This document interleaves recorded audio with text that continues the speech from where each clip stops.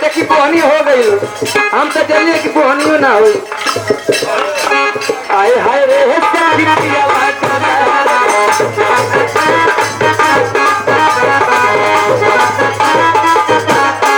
हम तो तारी गई हो सुनर पार बोली हो अपना राजा के प्यार में समार गई हो।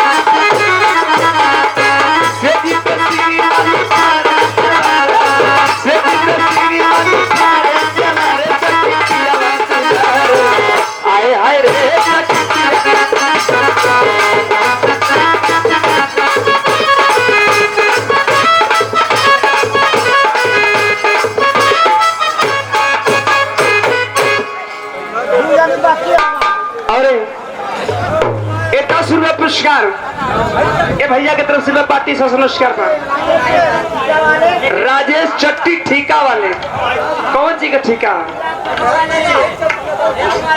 ये पुरस्कार देके सम्मान पार्टी से नमस्कार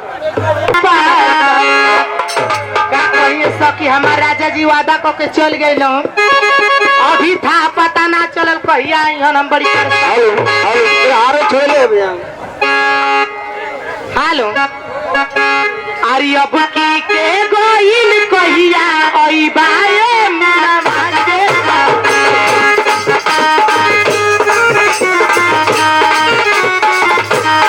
अब की के गोइल कहिया ओई बाए मेरा भागे ओई बाता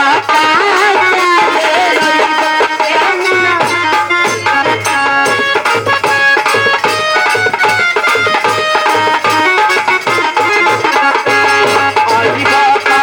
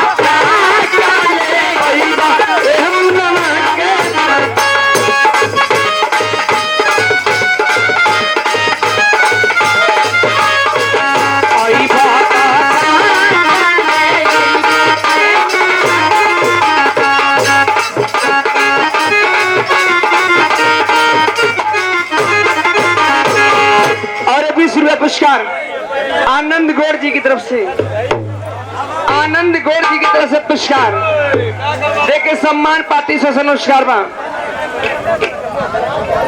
बैठा लोग भैया कैसन वंशबाजी करत है भैया।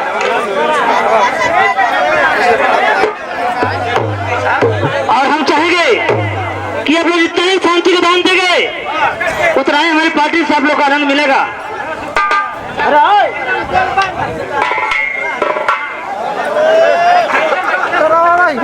सुनी भोजपुरी भावा बा।